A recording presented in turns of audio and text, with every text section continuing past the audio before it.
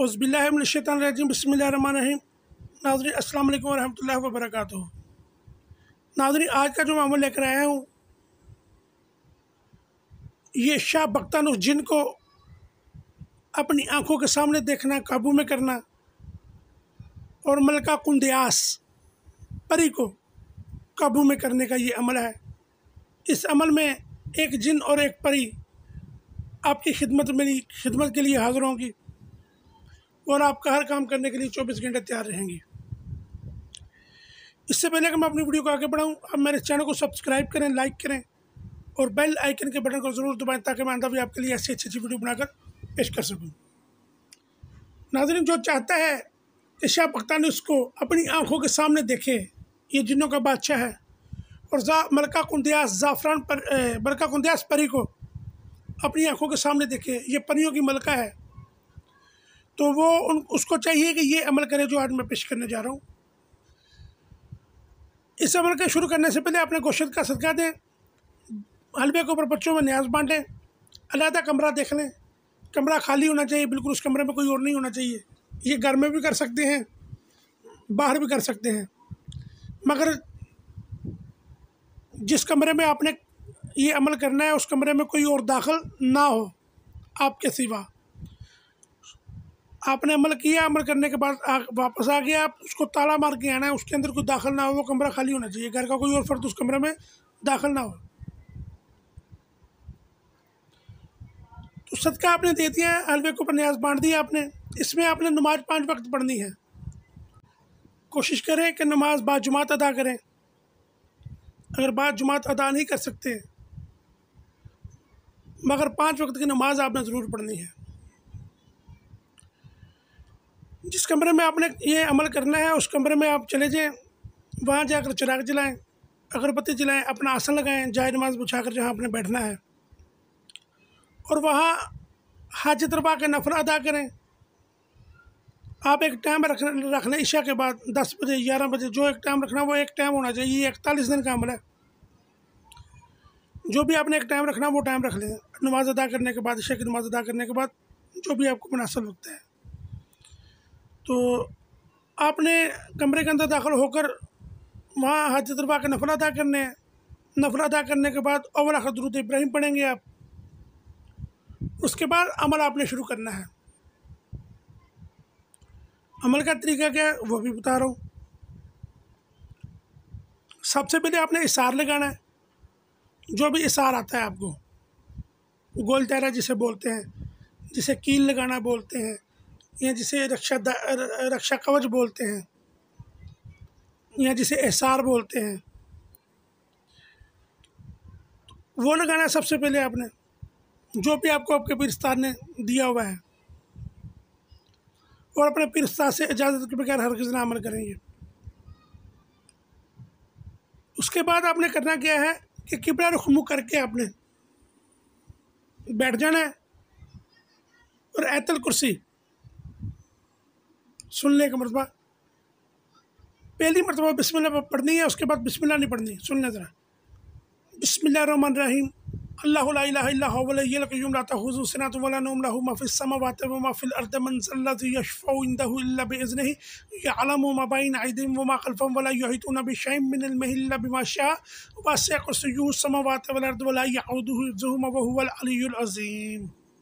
इसके बाद जब भी आप आयतुल कुर्सी पढ़ेंगे तो सीधी आयतुल कुर्सी पढ़ना शुरू कर देनी। उसके बाद बिस्मिल्लाह नहीं पढ़नी है आपने। बिस्मिल्लाह सिर्फ शुरू में आप पढ़ेंगे जब अमल आपने पहला दाना पढ़ना है।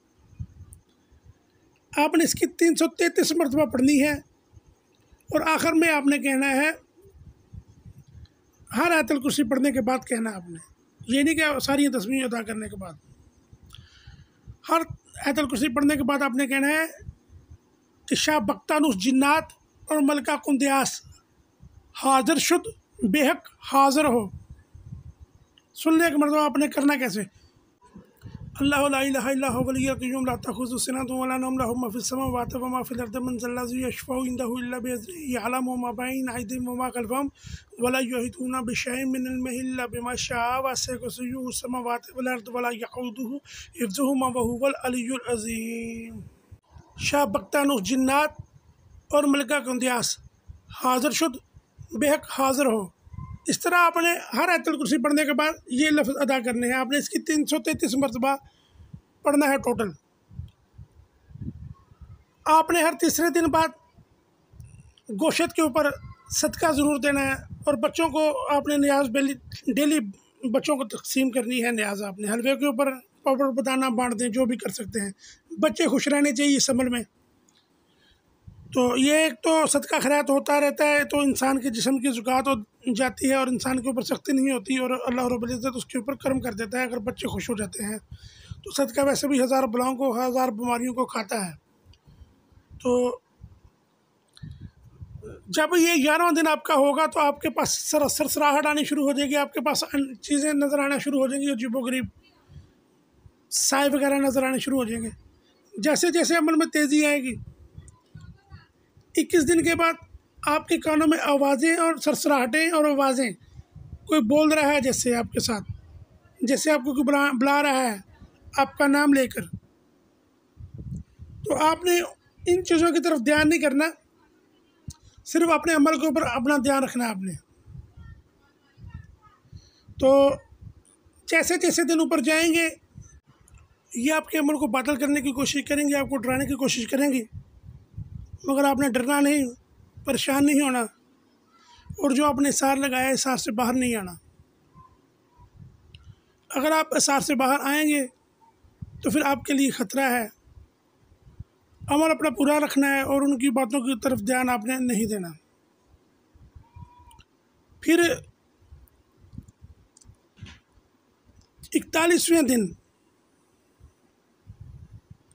शाह बख्तानुस जिन्नात और मलका कुंदियास एक साथ आपके सामने प्रकट होंगी, आपके सामने हाजिर होंगी।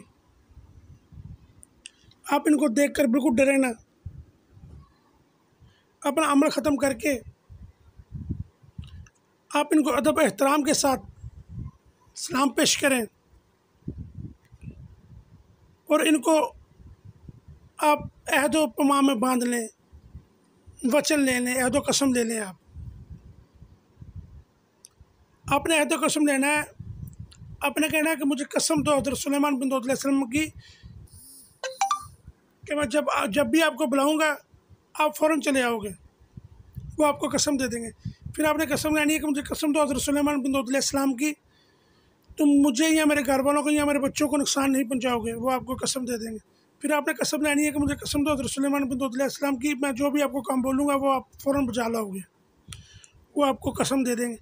पहले आपने शाह जिन्नात से कसम लेनी है, बख्तानुस से, फिर आपने मलका कुंदियास से कसम लेनी है। दोनों से एक बार इकट्ठी कसम नहीं लेनी, अलग अलग कसम लेनी है।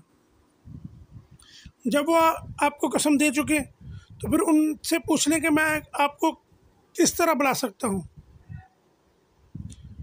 अगर तो वो आपको ख़ुद कोई कलाम दें कि ये पढ़कर मुझे बुलाओ, तो उस कलाम से बुला लो, नहीं तो जो आयतुल कुर्सी है इसको पढ़ोगे, उनका नाम लोगे, तो वो आपके सामने हाज़िर हो जाएंगे। और जब भी आपने इनकी हाज़िरी करनी है, हाज़िरी करने से पहले आपने 1.25 किलो का गोश्त सदक़े में देना है, और अपने सामने गुलाब जामुन 1.25 किलो रखने हैं, और मोती का हार ना मिले तो गुलाब के फूल, इनका हार, और अगरबत्ती और 5 चिराग जलाकर खुशबू लगाकर चमेली की, फिर आपने इनकी हाज़िरी बुलानी है। फिर जब आप इनको बुलाएंगे, जो भी काम इनको बताएंगे, फिर उसका सदका पूछ लें, और उनसे पूछेंगे जायज़ सदका जो है वो बता दें। फिर वो जो भी सदका बताएंगे उस काम का आपने वो सदका देना है, और वो काम इंशाल्लाह अल्लाह के फजल व करम से हो जाएगा। इसमें जायज़ हरगिज़ ना लीजिएगा, जायज़ काम लीजिएगा। तो अपने पीर उस्ताद से इजाज़त ज़रूर लीजिएगा, और अमल शुरू करने से पहले मुझसे भी इजाज़त ले लीजिएगा। तो नाज़रीन, ये थी आज की वीडियो शाह जिन्नात बख्तानुस जिन की और मलका कुंदियास परी की। तो अगर मेरी वीडियो अच्छी लगे तो मेरे चैनल को सब्सक्राइब करें, लाइक करें, और बेल आइकन के बटन को ज़रूर दबाएं, ताकि मैं आइंदा भी आपके लिए ऐसी अच्छी अच्छी वीडियो बनाकर पेश करता रहूं। वीडियो को स्किप ना किया करें, पूरा देखा करें, ताकि बात आपकी समझ में आ सके। इसके साथ आप मुझे इजाज़त दें। अल्लाह हाफ़िज़। अस्सलामु अलैकुम व रहमतुल्लाहि व बरकातुहू।